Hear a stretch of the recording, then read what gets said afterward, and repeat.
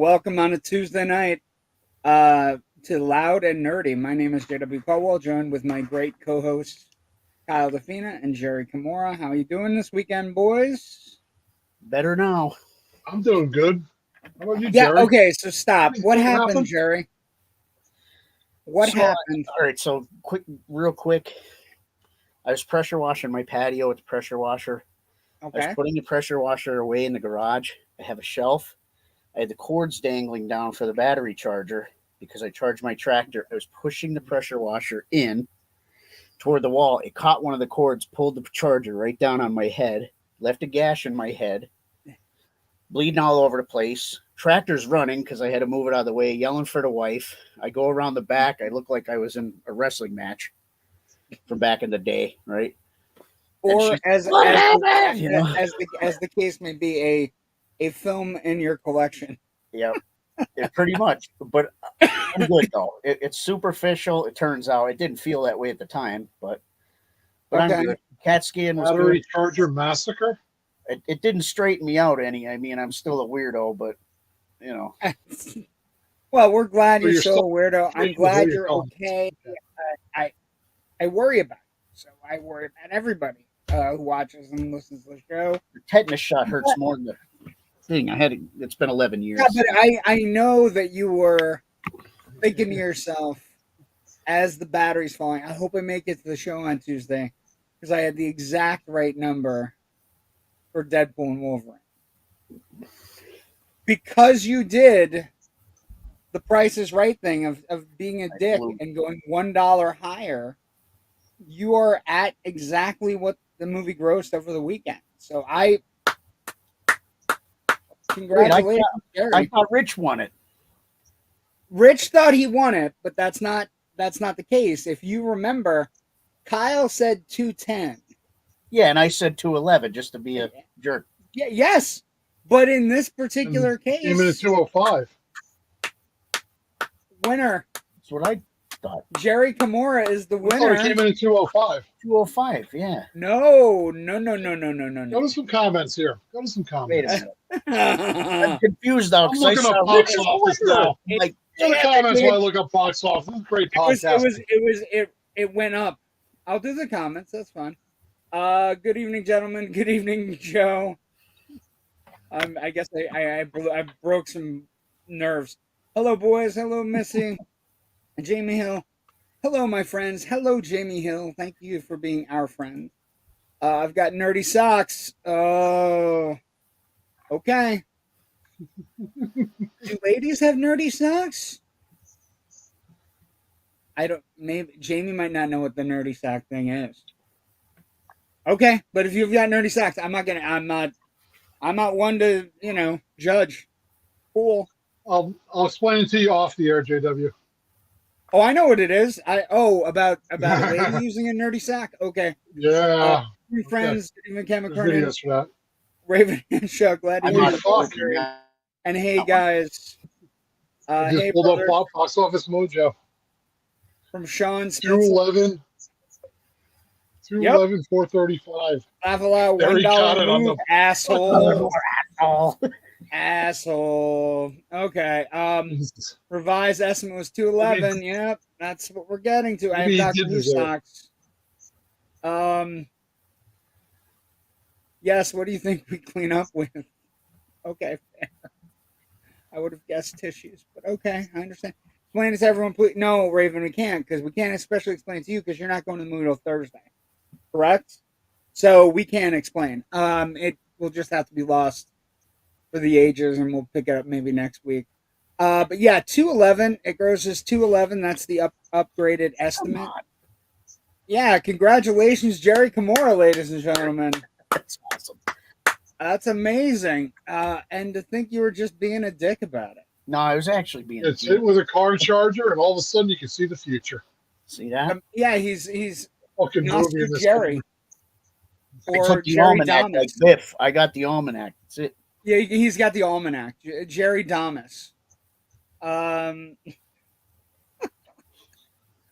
yeah, I'm super. I think what we talk about on the show, what we always discuss and whatnot, is the importance of movie theaters. this is a banner week for movie theaters because not only like it wasn't just Deadpool doing well this weekend. Everything was kind of like, everything did its own little thing. Despicable Me 4 was only down 40%. Inside Out 2 was only down 33%. Long Legs was only down 43%. And Twister, surprisingly enough, was not down like 65%. It was only down 57%. So Twister's grossed $34 million. That leads me to my question for this week for everybody. What's the estimate that Deadpool Wolverine is going to go down in week 2? I don't think it's going to go down. Well, I don't think it's going to go down like a traditional tentpole movie because I think people are going back to see it more than 30%. More. It'll be higher than 40 because it already grossed $211 million, so it's probably going to be at about 45-50%. You know what I mean? It'll probably be like, if it gets over 100, I mean, it wouldn't shock me, but it would also, defy estimates. But the thing is, I think people are going to go back and see it, and it has no competition for, I would say, for 2 weeks from the male sci-fi crowd. Like, because I don't think Trap. Beetlejuice. I got news for you, buddy. I think Alien Romulus is banging out those trailers, and the trailers are pretty damn good. I think Alien Romulus might shock. Just because I think it looks good. It looks like the first. They have a new trailer. I was a little bit angry about the new trailer. It's R-rated. It gives away a lot of more plot points. But it is a nice R-band red trailer, so there is a couple of fucks here or there. But the crowds I saw Deadpool with, when they saw that trailer, they were like, "That looks good." Like they were talking.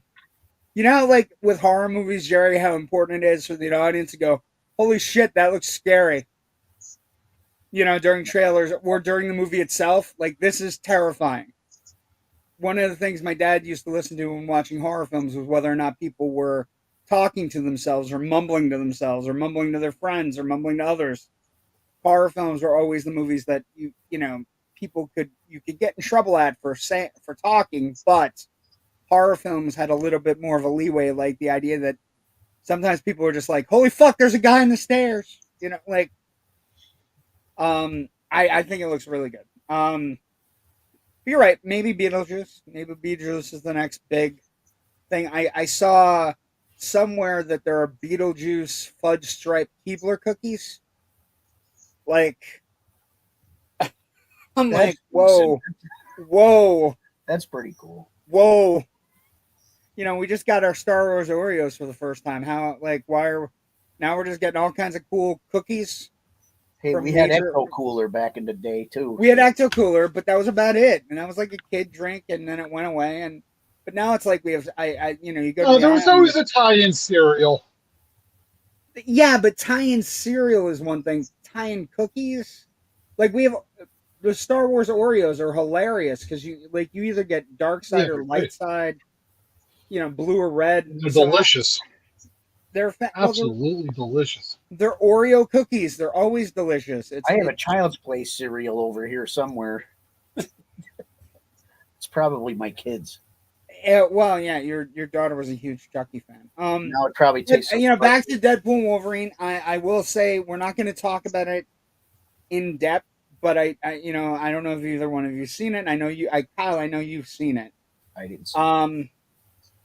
Reactions? Are you happy? Are you okay? Are you miserable? I'm happy because of the expectations I went in, and I think the new rule of thumb, I don't want to say rule of thumb, but the new rules that we should make as fans is that you go into with a particular set of expectations and you try low. Keep everything low and you'll be super happy. I told everybody beforehand that all I really wanted was a nice send-off to the Marvel Cinematic Universe that occurred before Tony Stark. I got that. I was happy. I wept. That's a great tie into the Marvel Cinematic Universe for Stark Part 2, almost. Well, we'll get to that. We'll get to that. We're still in Deadpool. We'll get to it. We'll get to it. I promise. Because I think we talked about stuff last night on Generation Movie, but I think this is a completely different eclectic group of people in the comments, and I think you, the three of us, have different view on things. But what I would say is, I think the movie's a love letter. It's a meta love letter to the MCUs that occurred before Tony Stark. I think they're, I told you my three. In private, I told you my three biggest audiences going, "Holy fuck!" Two. Out loud. Two. I told you two. I'm sorry. I'll tell you the third one, but I think that the three I picked are pretty, like the one if you know anything at all about anything with regards to backgrounds of movies and production, the idea that this person's there is just beyond, like, beyond because of things that are happening now, beyond because of things that are happening then. So it's I think that's the biggest oh shit moment. But it's a fun movie. It's vulgar. It's crude. It's all the things you heard. I mean, I wish DVDs were still a popular medium, and I would love to see a behind the scenes of the negotiations that took place for some of those, and the conversations well, a that were lot of had them, behind the scenes. you're here. Well, okay, so we're not talking about the. Rich and I were talking about this about 2 weeks ago. I think the rule should be till this Thursday. You have a week. You have a full week to see the movie, and then I think anybody can talk about anything.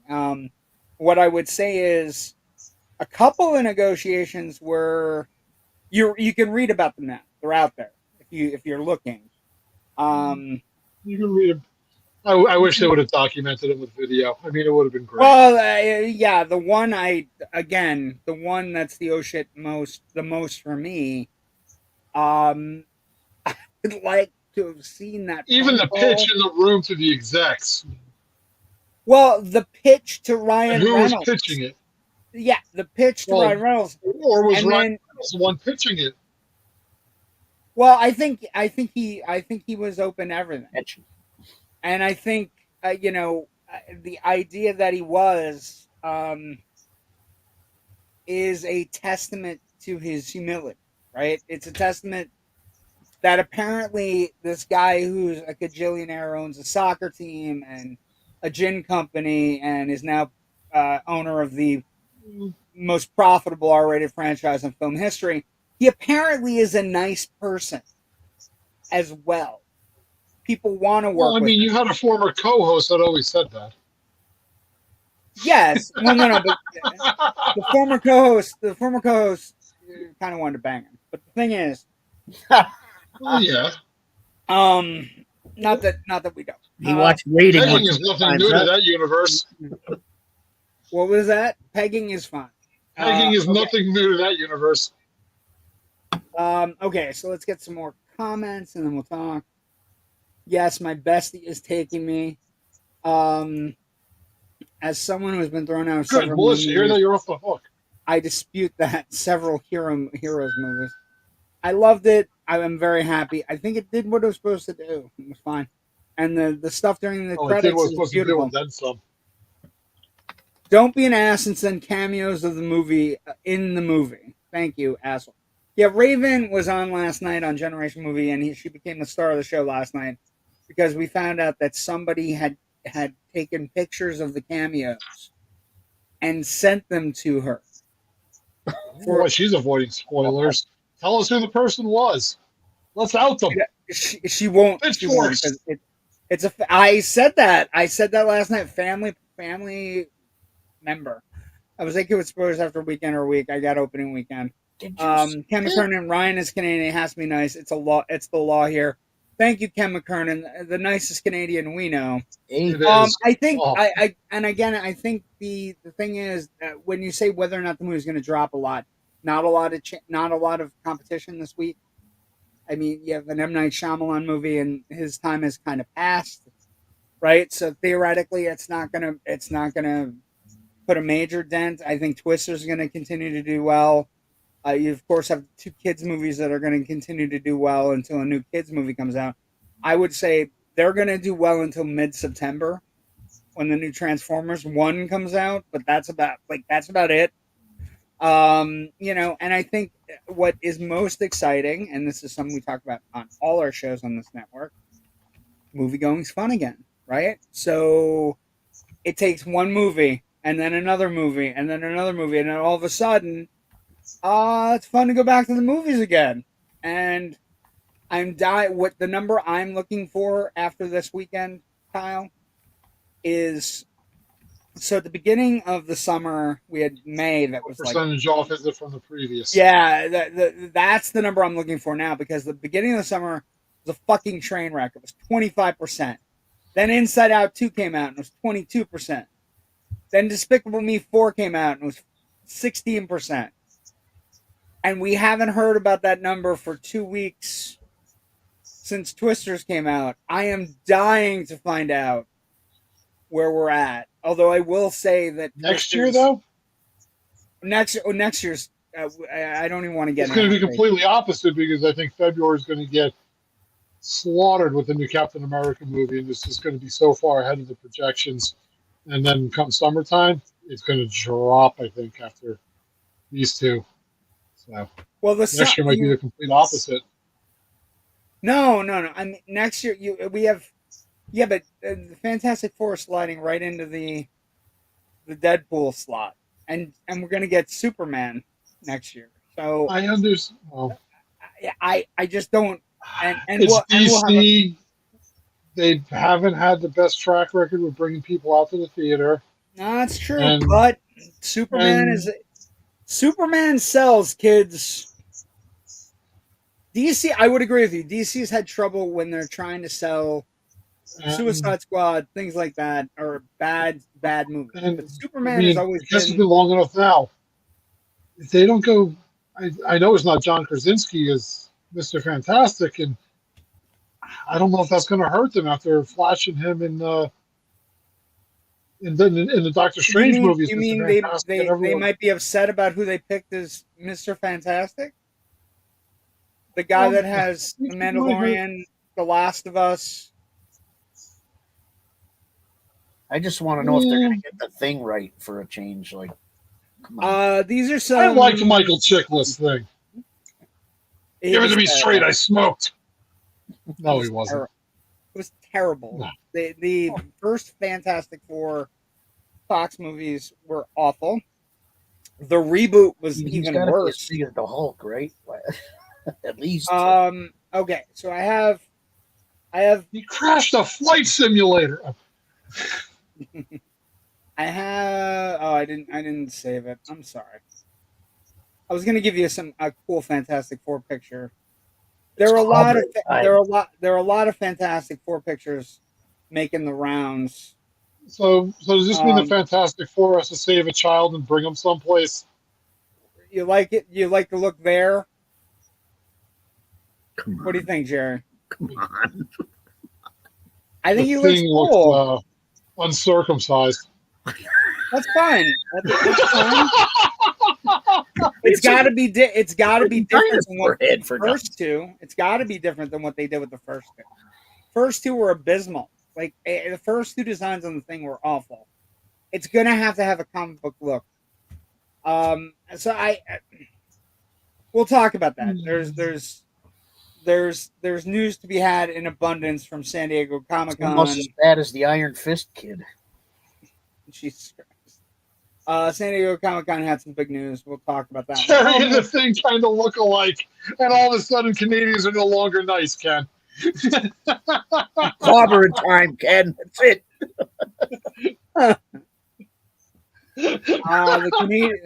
The Canadian rules. Just call me Ben. But the Canadian rules of niceness have Listen, gone Uncle Ben, we know what happens. Rather Fox than reboot. Sure. With great horror collections come great responsibility, Uncle Ben. That's right. Jerry and the thing kind of look alike. I think Ken meant as a compliment. I'm French Canadian. We're assholes. Fair, Ken. Fair. There we go. Ken said it. We didn't, French Canadians. We love everyone. So how do you want to Except get into Canadian this? fans. Do you want to start with the biggest mic drop at San Diego Comic-Con? Because I'd like to get your reactions. We can start there. This is the biggest announcement from San Diego Comic-Con this past weekend, as this movie was dominating the box office with these two guys. San Diego Comic-Con had this announcement where basically they said Saw that. Robert Downey Jr. is about to become Victor Von Doom, and that the Kang Dynasty has been canceled because the next Avengers movie will be called Avengers Doomsday, which is May 2026. Followed by the next Avengers movie, which will be Avengers Secret Wars, which is one of the greatest all-time comic books ever made. And here's the thing, I'm not as worried. I know folks are flipping out about the Robert Downey Jr. thing, but to me, the biggest thing is that they've brought in the Russo brothers back. And the Russo brothers have directed some of the best MCU movies going: Winter Soldier, Infinity War, Endgame. So they're amazing. They're amazing directors at marshaling talent. So, Kyle, I know you're big into this. Tell me, Kyle, I want to revisit this conversation on Friday after we can talk more. Okay. There's things that happened in the movie this past weekend that make me question the path that this is going to go. Okay, interesting.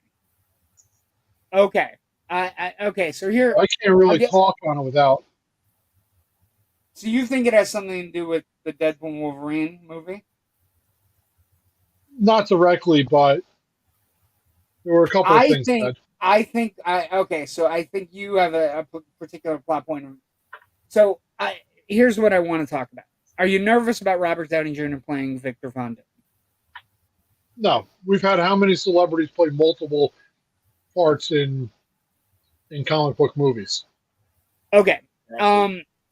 I think, the interesting side point here is it's twofold.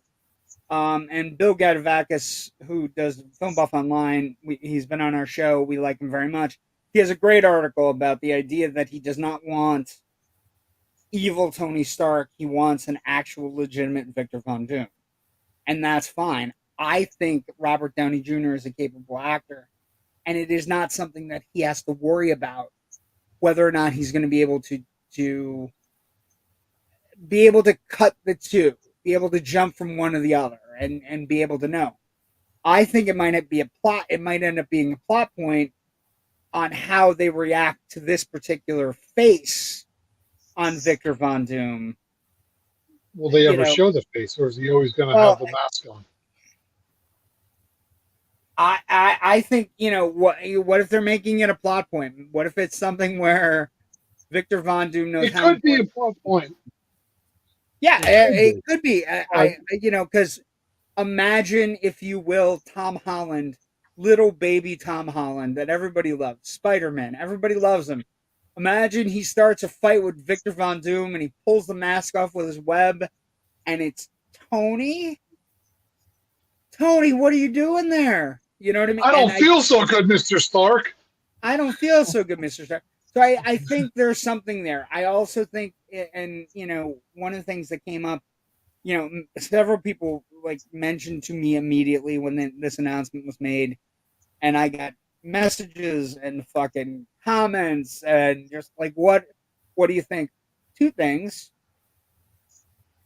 RDJ at the end, Tony Stark was playing evil for a good portion of the end. Civil War, you know what I mean? He was on edge anyway. Also, I don't think Robert Downey Jr. signs on without having a plan to make sure that he doesn't destroy his legacy. His legacy is he was Iron Man first. He ushered in the MCU era. When Iron Man died in Endgame, spoiler alert, because people get fucking serious with spoilers. You don't know by when he died in Endgame, people lost their shit and people lost their minds. You know, I love you 3000 shirts and all this other stuff. I don't think he comes into this and goes, hey, this is a money grab. I'm just going to take some money. I'm going to play Victor Von Doom. I just don't see it. It's a money grab. I don't think it's a money grab either. Now, with that said, I think he realizes that Marvel wasn't a little bit of a slump, and he does kind of owe the Marvel MCU for getting him out of his slump. Because remember where he was when he took that first part. well, I don't think anybody really. So I think it's a little bit of a payback too from him. Do you realize, like, a when long you way say that, do since you trying to realize get how back to school, big huh? it was? Do you realize what kind of? Oh, I know slump how he big it in? was.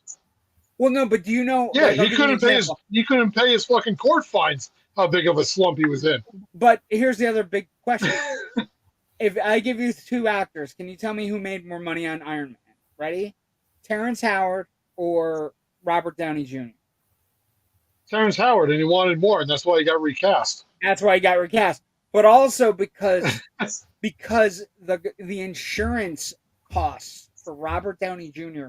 were so high, they were sky high, that he had to take a pay cut to get that movie.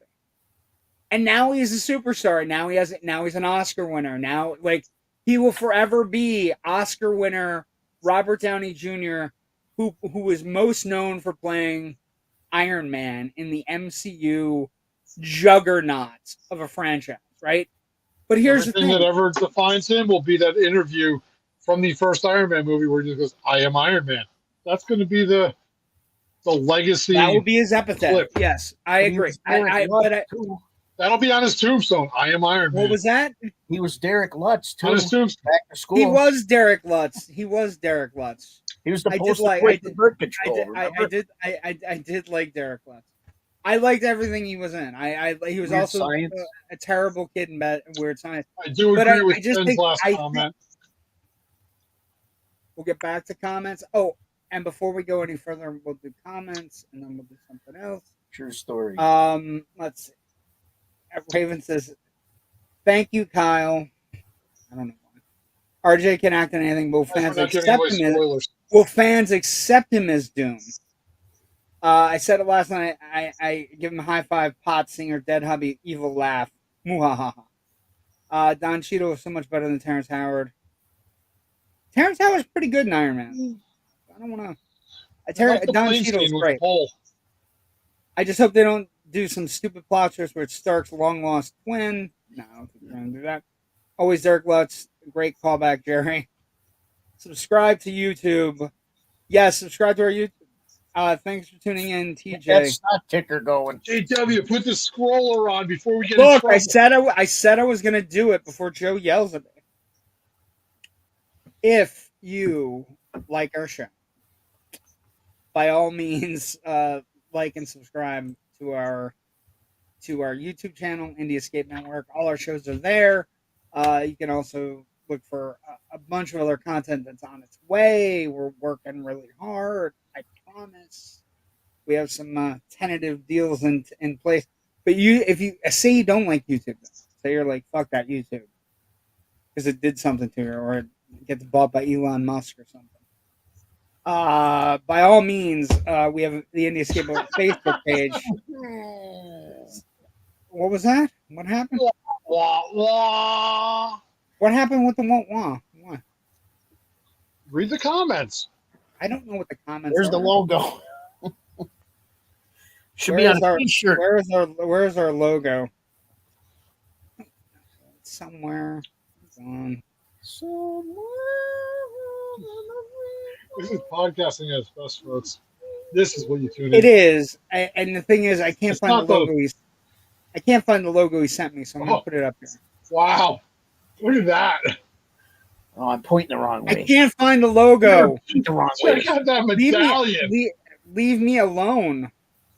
Shut up, both of you. We get All of 1,000 you. subscribers. JW will send you a hand-signed medallion, ladies. Okay, so it's back. It's up. We have a Right logo. after he eats the I'm hat. happy. Let's be excited. I will work on the logo. I Yeah, I gotta promise. point the right way. There it is. I have to point the opposite way to point at it. The show every once in a while careens off the rails. Nothing I can do. But if you do like our show, Indie Escape Network on Facebook or Indie Escape Network on Oh, YouTube, man. I'm gonna try to keep on changing them. Should be exciting. It says slap for JW. I thought it said slapjaw for JW. Well, Slapjaw would be cool because that'd be like a concert. That would be Has to be up cool. next week, please. Okay, Or you can could you do the send it golf to me? clap Can like you Men at send it Work. to me again, please, Joe? I legit don't. I legit don't know where I got put. I'm sorry. It's been a long 2 weeks since summer school ended, and we have like 2 kids running around the house. I'm sorry. Really sorry. That'll do it. So you successfully made it through summer school? You're on your way to 10th grade now, JW? Yes, I am. I'm trying to get to 11th grade. Thank you. Now you have to watch Where was that summer kid the school whole again. where was that kid the whole season of summer school? In the bathroom. My fly got stuck. Well, it is. Mr. Shoe. I like. That's a great movie. That's fantastic. Yes, it is. Highly underrated, and the only movie that actually understood Mark Harmon's allure. Search your IM. It's in there. We're in the middle of the show. Okay, let me search my IM. Yeah. All of a sudden weird porn comes on. You know, Search it's your- just not good if you start Search your going through IM his doesn't browser sound history. great.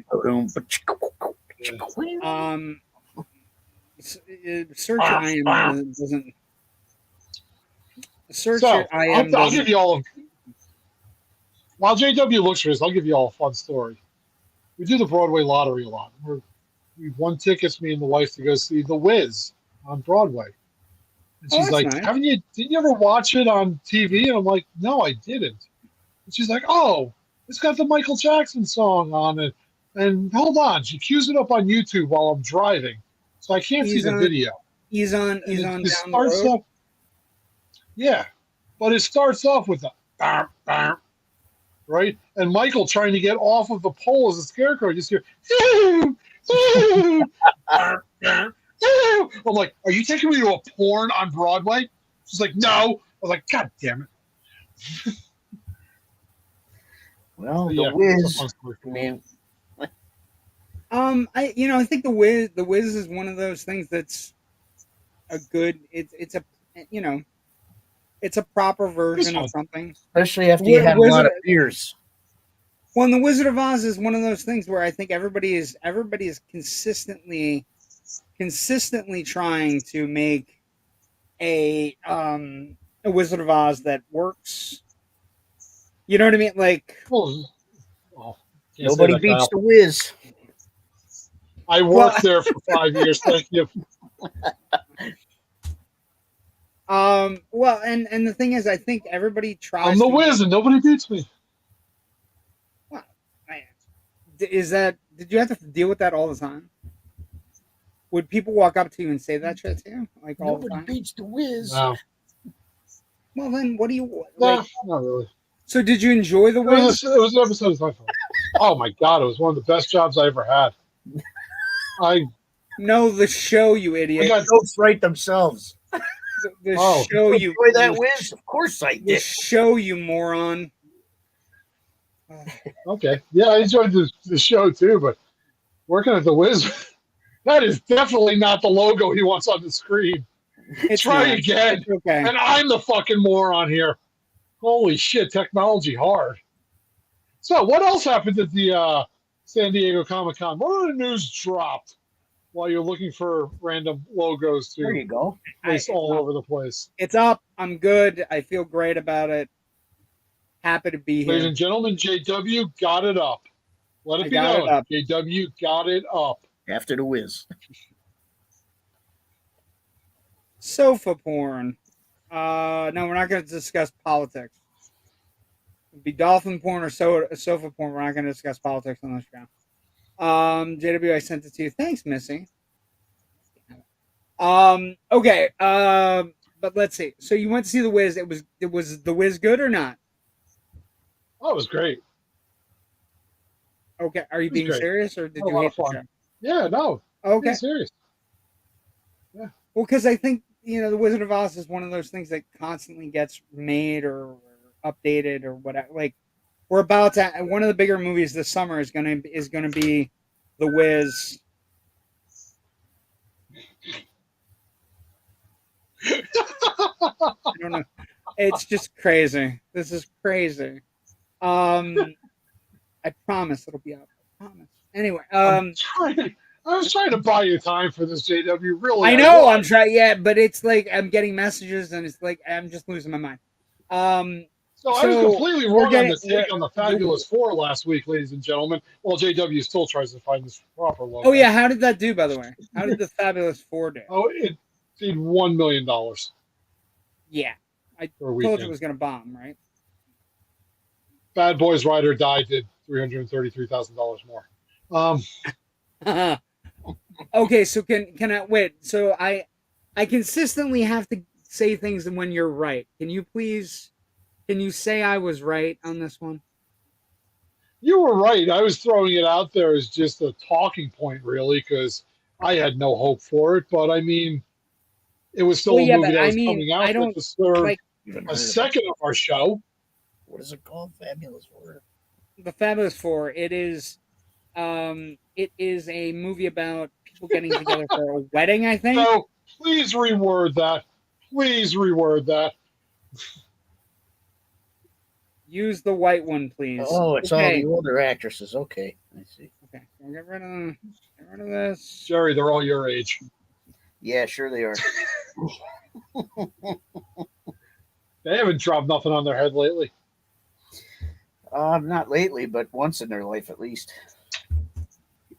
Okay, so any other Comic-Con news?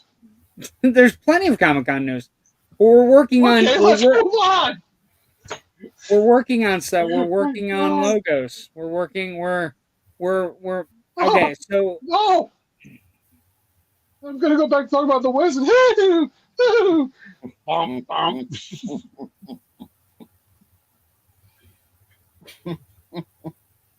Okay, so a couple things. White one isn't coming up, Joe. The red one is all I got right now.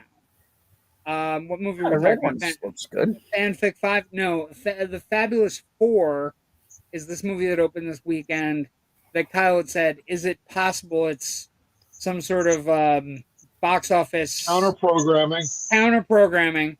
And my answer to that was go to, well, no. Yeah, well, people were going. Well, everyone was going to see Wolverine, and I said, "There's no way this movie's going to do anything." And the counter programming, isn't great. It's counter programming for counter programming's sake, and it's just not something where you look at it and you go, "That's going to do well." Like, and it's just one of those, like, here's the movie right here. Do they even have a picture for it? Yeah, we do. There's a picture. You can find out, but not the logo. Did they even make a picture for it? Susan Sarandon, Bette Midler, Megan Mullally, and Shirley Ralph. 4 wins, 1 wedding, lots of baggage, no box office. That should have been the tagline. That was in the movies? Yeah, that opened in theaters. Beverly Hills Cop couldn't? That opened 1,000 over 1,000 theaters, by the way, and it grossed by 45 $1 million. 1,045 theaters grossed $1 million. $997 average per screen. Yeah, $900 average. So, yes, there was no chance keeping them doors open for someone that don't want to show an R-rated movie. Yeah, it's just. I haven't even seen I didn't even see the trailer. Right there. Yeah, Ken brings up one of my favorite points. We're gonna bring up a picture first. We have a new Batman show starting on, I think, Thursday, August 1st. It's on. It is on Prime. It looks amazing. It's gonna be amazing. What's Zaslav doing? Prime? What was that? What's this clown doing? He's on Prime now? Like, why? Why didn't is he think on it got Prime? on Max. Wait, why is he on Prime? Because Yeah, what David kind of Zaslav. idiot would give one of his biggest? Oh my god! David Zaslav gave the show away. It's Batman and the Cape Crusader. It's going to be on Amazon Prime on Thursday. And one of their big announcements was that the Penguin has gender swapped in this version. And so the Penguin will be played by Minnie Driver in this version. It takes place in the 30s. It's a 30s Art Deco Gotham. Everything's super cool, supercharged. And the show is from Bruce Timm, who did Batman the Animated Series. It looks fantastic. It looks beautiful. It's supposedly more mature. It's supposed to be really good. And Max said, "We pass. We pass. We don't want that show on our Max network." So it made the rounds. It was one of the only major DC announcements at San Diego Comic-Con. Falling behind. And it's just one of those things where it's like, it's basically looking at it, through a different lens, and it's going to be one of those shows where I think 3 weeks in, everybody's gonna be like, 3 weeks out, it's all dropping on Thursday, so 3 weeks in, it's going to be, why is this show not on Max? Like, what the fuck? Like, why is the show not on Max? And that's where we're gonna be. And I think, new villains. They haven't shown the Joker yet. One of the main things about this particular Batman is that he will undergo therapy at some point during the first season, and that therapy will be to a Dr. Harleen Quinzel, who will eventually become this version, the newest version of Harley Quinn. So it looks really great. The trailers have been great. The look, the design, everything is super cool. It looks like the original Detective Comics.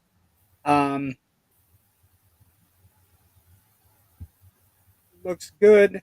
Zaslav is a fucking idiot. Yes, the great and powerful Zaz is always trying to find new and exciting ways he can just give stuff away.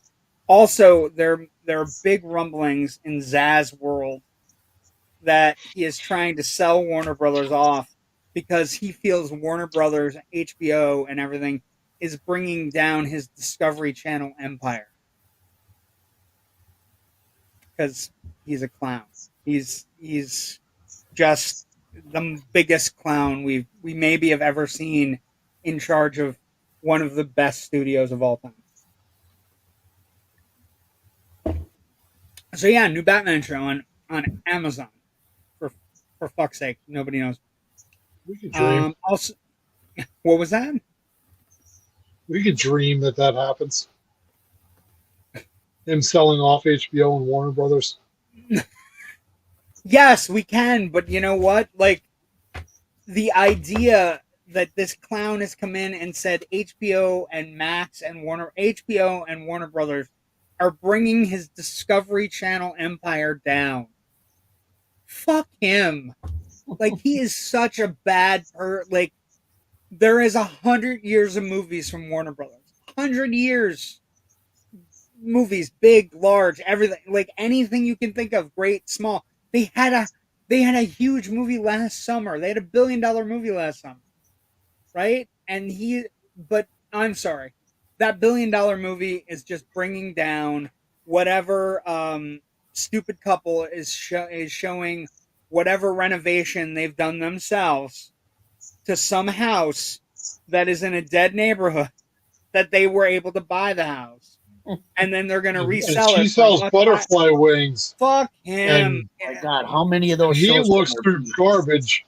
How many fucking shows can there be? He's a widget salesman who is in charge of one of the best Let's fucking... pretend we're tearing down this house and remodeling it. Come on. Also, every one of them starts out as couples, super happy couples doing this. Me and my husband love to build our houses together. And by 3 years in on the show, like, they're divorced. They're fighting in real life. Okay, you wanted other Comic-Con stuff. How about this? This is one of the coolest posters you're ever going to see. This movie opens in February 14th, 2025. And these two gentlemen were on stage together at San Diego Comic-Con, Giancarlo Esposito. So he is not playing a different version of Charles Xavier. He is, in fact, playing Sidewinder, a villain from Marvel Comics. Boo, right? But I think, and also just if you want to see something amazing, we can't show the video, but you should definitely go out of your way to look for the video of Harrison Ford talking about why he took over the role of Thunderbolt Ross and why he's about to be the Red Hulk. He literally says money. It's the best. It's some of the best money I'm ever going to make. And I was like, Greetings, Cheetah. "Oh, have Cheetah Will Travels there?" Well, yeah. Crazy shit happens when you read the comments. Shut up, Kyle. Use the white one, please. There's I know no one likes me. Fuck. Oswalda Cobblepot is her name, by the way. Just let's see. Hi, Raven Hanshaw, and then Have Cheeto. Greetings, Have Cheeto View. I believe I'm going to be on his show August 14th, and the invite is out to you guys whenever you guys want to go on his show as well. So we'll be on Have Cheeto View's YouTube show, which is super exciting. We have a lot of interesting pairings coming up. So, hi, my beautiful besties. Genesis is taking her poor butt in the movie, so she doesn't have mofo. It doesn't have mofo. Thank you. Are you talking about the MCU? Yes, we're talking about the MCU. Have Cheetah. But we're keeping it spoilers realized from the movie. I realized Cheetah just got done with one of his shows. Is why he's here now. I'm happy he's here though. We're glad to have him. He's a good guy. We're talking about Cheetah. It is spoiler free from this weekend's movie. Yeah, spoiler free from this weekend. We've talked about this movie doing gangbusters. We've talked about this movie looking like it's kind of going to do well in its February slot because these two look exceedingly happy to be working together. We talked about this particular guy who's about to go from being Tony Stark to being Victor Von Doom. We have talked a little bit about Marvel's first family, which is Fantastic Four. The name actually got revealed, which is Fantastic Four First Steps. The idea that it's the first steps of them becoming the heroes. So it really is going to be. I don't think it's going to be an origin, but it is going to be like them in their first couple of years, kind of like Batman Year One kind of things. We haven't showed this picture yet. Let's see what Cheetah thinks of this one. We're apparently actually getting a real Galactus. So not just some fart cloud that eats planets. We're getting at a Galactus. And here is an interesting one. When you gave in your ticket for the Hall H, you got a mini map of New York City at San Diego Comic-Con. And, so a couple things to notice on the thing. Excelsior Launchpad, obviously. Jerry, can I ask you a question? So this Fantastic Four looks like it's set in an alternate Earth where it's in the 60s, okay? How cool is every time we talk about a Twilight Zone episode that has a spaceship, it looks like that spaceship. It does. Yeah. I am so excited about that. Also, Baxter Building. And then Rich and I were having a little bit of a funny fight about this. So there are marked spots that say sub entrance, and one of the things that came up is that, Rich is like, well, it clearly means subway. I'm like, well, wouldn't there be more subway entrances if it's New York? And one of the rumors going around is that one of the villains is going to be Mole Man, who is one of the all-time, favorite Fantastic Four villains. He's also the one that actually was involved in their first adventure in their very first Marvel comic. I think that might be Subterranea entrances, which is Subterranea is where Mole Man lived. And it's a different version of New York. I don't know if it has a subway. So Rich and I have a $1 trading places bet that those are either subway entrances near the Baxter Building, or what I think is that they may be Subterranea entrances near the Baxter building. I could be wrong. And that is the great thing about being humble. I can be wrong about it. I'm okay with it. Let's see. Oops, FOMO, not mofo. Fear of missing out. Okay. I found Raven. I had 3 different showings of the show so I could find what chat you were in. Oh, they found each other. Thank God. JW did some research from what I found. Seth Rollins did poorly in previewings. Has been fully removed and replaced with Giancarlo. The part was beefed up as well. Okay, interesting. So Seth did poorly. That's good for his wrestling career. There are 2. Galactus needs to be built up like Thanos. I agree. He was kind of wasted in the Fantastic Four. All 3 Fantastic Four movies. We are getting a new. We are getting a new Silver Surfer, but it is a female version of Silver Surfer. So should be fun. Although people will freak out because that's where we are. We're in that timeline where everybody freaks out about everything, even though there's female Silver Surfers all through the comics. If it was Subway, would it not just say Subway? Yes, that's what I thought, Ken. Also, wouldn't there be more Subways in New York? I'm just asking for a friend. Fantastic Four and Incredibles is Fantastic Four, and the circle continues. Yeah, it's a circle of life. Isn't that a song too? Anyway. I don't want to see Galactus in the first movie. I think we're gonna see him in the first movie. I think Galactus should be in the first movie as an end credit. This is as good as a Raven Hanshaw comment as can ever be made. I want a pancake serving Aunt May. Laugh out loud. Rich and her had a great laugh because there is of course, one version of Marvel Universe where Aunt May is the herald of Galactus, and in order to save the universe, it's a funny comic, but Aunt May makes him pancakes, and he feels full, and he doesn't eat the earth. That's as deep a comment as we're going to get on our show, because we have super nerds, and we are super nerds, but some of us are incredibly talented. I do want to talk a little bit about this. I don't want to get into any spoilers, but you missed that one there, Cheetah. Please go watch My Adventures with Superman. Please. 2 seasons, 2 full seasons, 20 episodes. Quite possibly the best version of Superman of all time. I'm being serious. He's amazing. And I think James Gunn should steal everything from this version of Superman. Why are you saying 5? Why are you holding up 5? Well, question time. Cheetah's last comment there. He thinks Robert Downey Jr. is a terrible pick as Dr. Doom. I said I couldn't really discuss this all until at least next week because of our spoiler kind of hold on things. Yeah, I almost want to see if Cheetah wants to come on next Tuesday and we can fully discuss this Robert Downey Jr. thing because it'll be over by then, and we've already determined there's no real good movies coming out, so this might be a great topic. I have abundantly said that I think Alien Romulus is going to be a great movie. I'm telling you right now, I feel it's going to be great. Coming out this weekend? It's not coming out this weekend. It's coming out. That's 2 weeks. 2 weeks. 2 weeks away.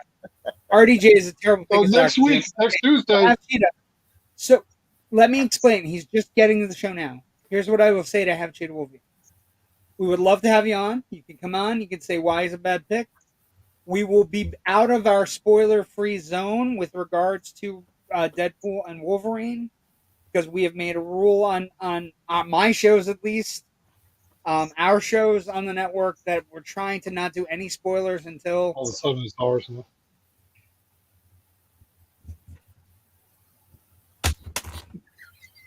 Hey, that hit me too. I wasn't aiming for you, Jerry. I wasn't aiming for you at all. I know. We're lucky that I'm not wearing my Burger King 3D glasses right now. That's what I'm saying. I want you to be safe. I got hit enough in the head this week. We're trying to do I'm surprised his wife doesn't make him wear a special helmet to go out right now. I know, right? I might have one of them around here. Jerry would look great with a special helmet. We're not doing any spoilers. He's got a mohawk. we're not doing any spoilers to at least Thursday of this week. We would love to have you on next week because Kyle has some theories and stuff on what he thinks the Doom play might be after Deadpool and Wolverine. Let's see. I think it may have been a what if. I forgot I was young. I don't know if it was a what if. I think it was just a one-off comic where Aunt May was proven to be one of the more powerful beings. Excellent, Jerry. Excellent. DC animation just rocks. Yes, it does. I've been saying that from the beginning of this show. I was the aim. I don't want to damage my camera, but I want to do a Letterman pencil throw at Kyle so badly. I just want to hit him because he's like, ugh. And then have you review. I have a show next week, but I can pop up at 9:40. You are invited to pop in at 9:40, my friend. You have a show every day. Like you're the most ambitious podcaster we've met on the network. There are other people that are ambitious too, but your ambition and your energy and drive is an incredible something to strive for that I don't know that we have. My wife won't stop yelling. Anyway, so those are a couple of things that happened at Comic-Con. There were major announcements about Star Trek. If you're a big Star Trek fan, there are major announcements about Doctor Who. Star Trek Strange New Worlds is starting back up pretty soon. Best Star Trek show going if you love Star Trek. Really good. And now we will get into our as we hit 57 minutes because of this. We'll do what we got to do. It came from Jerry's basement, kids. Jerry, I believe you have some Japanese gore for us. What do you got this week, my friend? This week, I have the Guinea Pig box set series. It's a series of 6 short Japanese films. Came out starting in like 85 through like 90. I believe this is the first one, Devil's Experiment. That's the first one. The second one, which is called Flower of Flesh and Blood, it's pretty graphic, and there's an urban legend that Charlie Sheen saw this movie and reported it to the FBI because he thought it was an authentic snuff film. That's fantastic. Yeah, but Devil's they're not for the how much snuff was up his nose. Not for the squeamish. Where can people can find this on YouTube? Correct. Yes. Right? Yeah, Devil's Experiment was 85, and this is a 6-box set that you're showing us. Flower of Flesh and Blood is 85 as well, and called Guinea Pig 2, where you can find it. And then Guinea Pig 3, He Never Dies. He Never Died, or He Never Dies. He Never Dies. Or it's Guinea Pig 3 Shudder, The Man Who Never Dies. Depending on how you want to look at it. And then 4 is Mermaid in a Manhole. If he never dies, then I guess he's winning. 88, they had Mermaid in a Manhole, and then they had Android of Notre Dame in 88 as well. And it ends up in 1990 with Devil Woman Doctor, 1990. And one of the things that is big on these movies is that they all contain making of documentaries, or there are a lot of making documentaries of how the series, basically got around the fact that they were actual snuff films, right? So they did their best to try to kind of say, hey, we're not snuff films, we're filmmakers making movies. I mean, this box set contains a making of, and it's really pretty fantastic how they did some of the effects. Yeah, and so you can find it. They chop off the girl's hand, and her fingers squeeze back together. The severed hand, it's pretty neat. They really go above and beyond. Super gory on YouTube, and it came from your basement this week.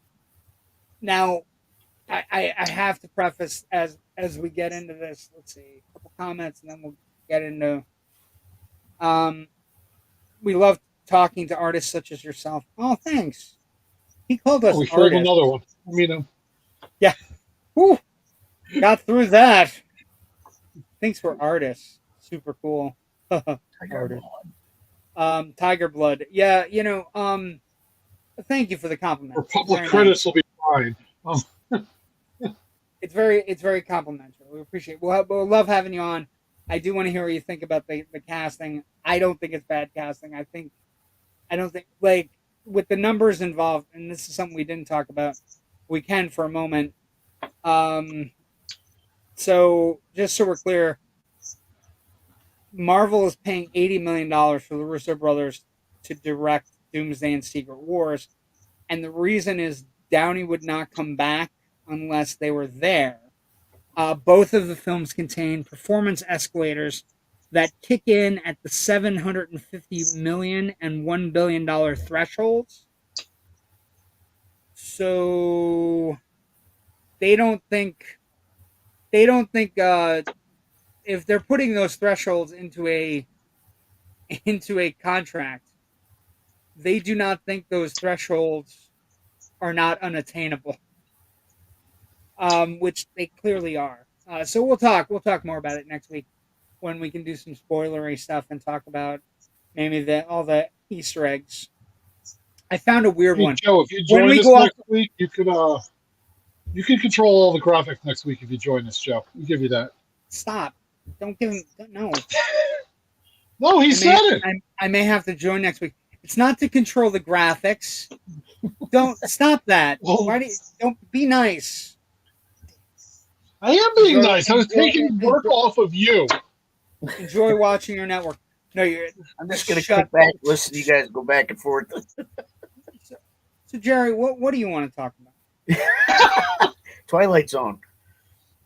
Yes, I agree. Let's get to it. So no problem. You know what? Fine. You know what? Fine.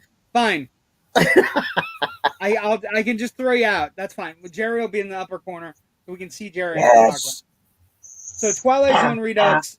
Let's get to it this week. Have Cheetah's laughing, and then it's to add the logo. Yeah, maybe. And then yes, Twilight Zone time. Yes. So okay. So Jerry, Twilight Zone Redux this week. The episode is called "The Monsters Are Due on Maple Street." Top 5 all-time Twilight Zone episode.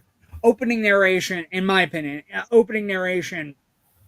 Maple Street, USA, late summer, a tree-lined world of front porch gliders, barbecues, the laughter of children, and the bell of an ice cream vendor. At the sound of the roar and flash of light, it will be precisely 6:43 p.m. on Maple Street.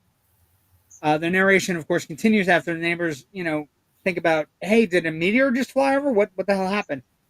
This is Maple Street on a late Saturday afternoon. Maple Street is in the last calm and reflective moment before the monsters came.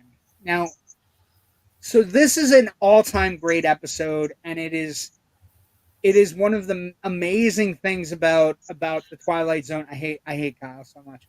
One of the amazing things about the Twilight Zone is that this episode, I would imagine, was written about the McCarthy hearings, about paranoia in a Cold War America.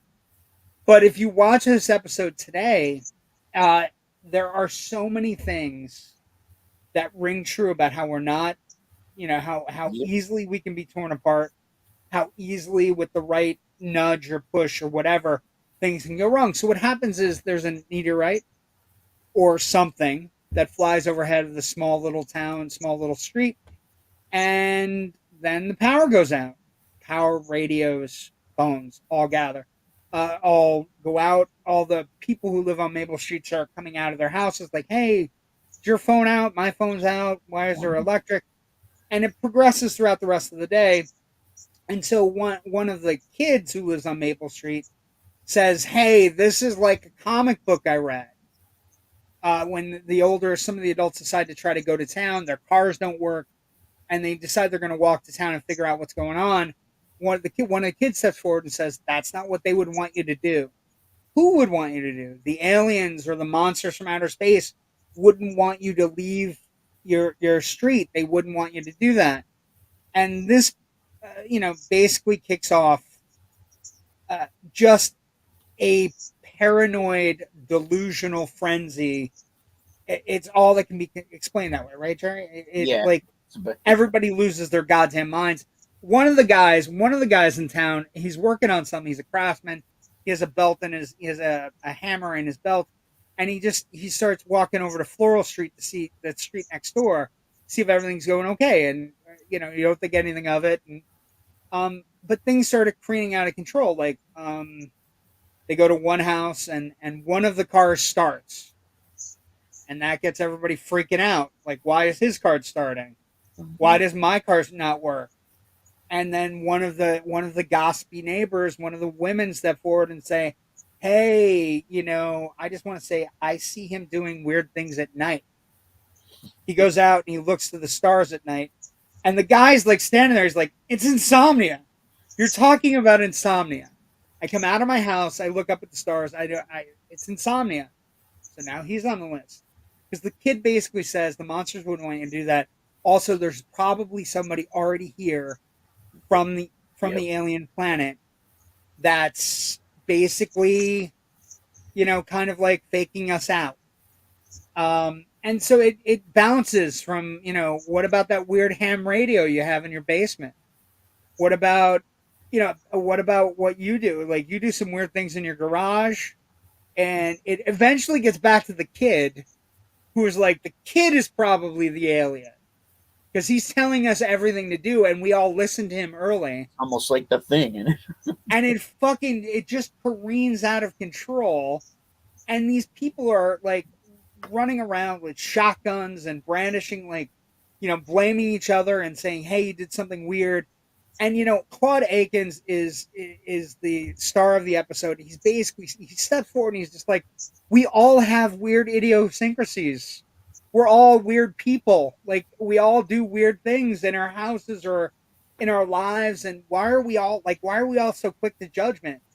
And like the one guy, Jack Warden, freaks out and blames everybody and like goes crazy and just like kind of like does all kinds of crazy things, starts blaming other people, blames the kid, then his house lights go on. So he gets chased into his house. He gets cut. Like, the pictures from this episode are absolutely spectacular. This is the Claude Akins looking up and like, "Hey, was that a meteorite?" 5 seconds later, his wife comes out and goes, "What was that?" "I don't know." Then, they start gathering around and like, it's all these people who are just judging and judgmental and crazy. And you get the idea, Jerry, right? That all these people have watched everything their neighbors have done for the last 5 years. Right. Right. And so it becomes this crazy thing. Then, Claude Akins talking to the kid. He calls the kid crazy, but he also like, maybe it could be that way, right? Maybe it could be what it is. And of a spoiler, and the way I want to say this, it turns out that it wasn't a meteorite. It was an alien civilization that is planning on attacking our world, and they're not going to attack our world in a giant Independence Day kind of invasion. They're going to go street to street because they can afford the time and effort. And all they have to do is turn off the lights, and they will kill themselves. Then we shall go to the next street, one after another, one after another, one after another, one after another. So it's just this great episode that human beings will fall on their faces and will kill each other over the stupidest things instead of just talking it out or figuring it out. Jerry, has there been any Twilight Zone episode that you could easily transplant from 60 to today? Is there anyone that's as good as this one? These are the aliens. It's good. These are the aliens watching the one street, which is in the dead center, and they're from their little thing, and they're just turning lights on. I mean, To Serve Man is really good too, but this one I think is, if the Twilight Zone knew about the internet or what was going to happen with the internet or how we're all going to be behind these, like on the internet, just going crazy. And, just every day kind of like sitting in our own little echo chambers. An alien race could certainly take control of our planet just by Yep. sending down some weirdos. You know And what I mean? And Claude Akins was in one of the movies that came from the basement, The Curse.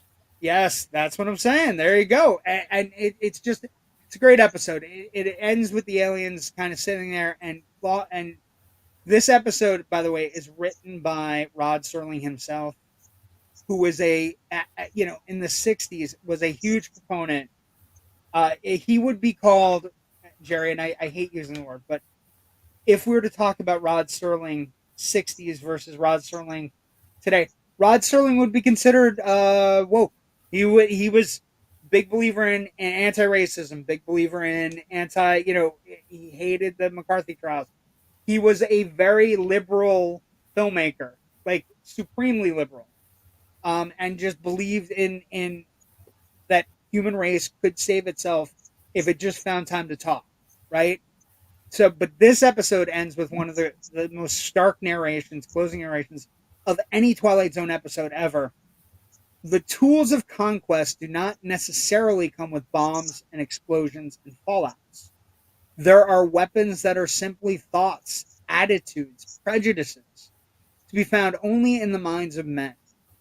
For the record, prejudices can kill and suspicion can destroy, and a thoughtless, frightened search for a scapegoat has a fallout all of its own for the children and the children yet unborn. And the pity of it is that these things cannot be confined to the Twilight Zone. Good writing. It's supremely good writing, and you know, it's one of those episodes that I think once you see it, you realize how quickly it can come forward and be amazing, right? And just be one of those episodes where you could easily transpose it to 2024 and everything that's going on all around us every day, right? You have family members fighting with other family members. You have Yep. friends that you thought were friends that all of a It's sudden that easy. it's that easy. That one little video or one and so it and not all fallout comes from bombs or explosions, right? So That reminds me. What is that? Reminds me of Gem and the Holograms. that's Jubilee. They're Oh, still thinking there's going to be a Jubilee single movie, and there's it not. reminds me of Gem and the Um, Holograms. Remember that? Remember that cartoon? Top 10 all time is so right. This is America today. Of course, comic books are under attack from Yeah. time. EC Comics are subject to Senate hearings. I understand all of those things, but also right before the McCarthy witch hunt trials, the Red Scares, they're all white as well. There's not a single black person in this episode, so it is lily white America. Uh, you know, uh, the America maybe people want to go back to, or think they think that we can turn the clock back. Trumpets and their conspiracy theories. Okay. Hi, Jamie. Is that Jubilee? Is that Jubilee, Kyle? Of course. Jubilee question mark and then JW eating a hat. Not in this lifetime, kid. Not in this lifetime, Raven. Never say Again, never. just for anybody who's watching this for the first time or under wants to get in on this, the bet is there has to be a Jubilee movie, a single movie with just Jubilee. This is not Jubilee in live action in an X-Men movie. This is a Jubilee single movie. Right? Kyle, you agree with that premise? Because I think Jubilee will be in the X-Men movie, but she will never have her own movie. Oh, it's Gem and the Holograms. She had her own movie. That's what it reminded me of. The picture. But needless to say, for anybody watching, Costume. this is one of the greatest episodes of the Twilight Zone ever made. It's the writing is such high level. The way the characters speak, the narrations at the beginning and end, the twist is genius. Like it's the stuff M. Night Shyamalan dreams that he could do. Like Which one's next week? Next week we get a episode called where did it go? A World of Difference, which is an episode about a businessman planning a vacation. We'll see. We'll see what happens. Like I said, I think these episodes are incredibly. I haven't been disappointed. I've been more pleased than disappointed thus far. Yeah, and like I said, like only I think we've had one where I'm like, that the ending could have been better on that one. Right. But this one, the ending is so great, like, and it's just one after the other, and they walk up the steps. We'll just go from street to street, one after the other, and it's like, holy fuck. And then you look up and you realize, you're fighting with a friend on Facebook or fighting with a friend on Instagram or fighting with, like, for no reason.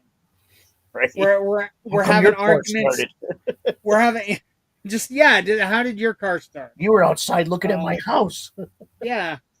Well, and that's the other thing. Like, that sequence in the show is hilarious because the guy's like, "I'm an insomniac, but why were you out watching me at the middle of the night?" Well, I got up. Yeah. Okay. Go the fuck back to bed. Like, why are you watching? I came out and I got a drink and sat and watched him look at the stars. He must have been planning something. Like, what the fuck? Yeah, you're watching him. Yeah, it's the same thing.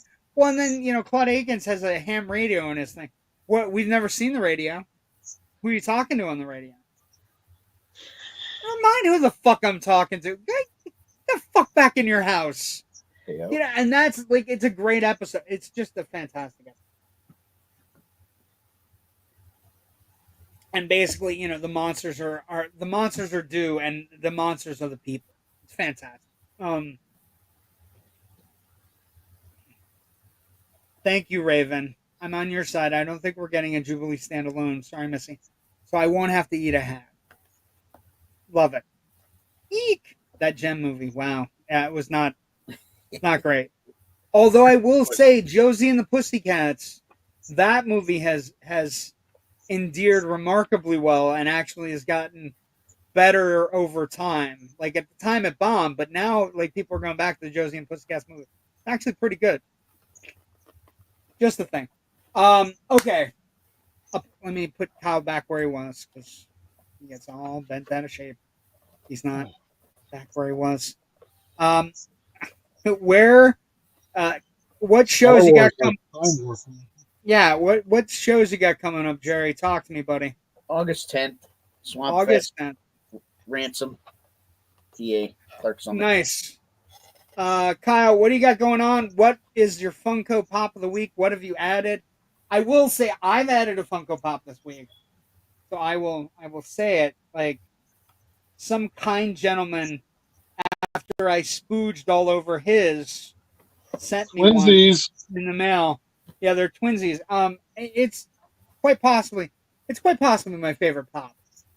I don't have many pops. I have, like, I'm a weird pop collector, and that's it. I don't have a lot of them. I have this one you sent me, which was very nice. I have all 4 of the characters from Blade Runner, and I have a couple Ghostbusters. So, super nice.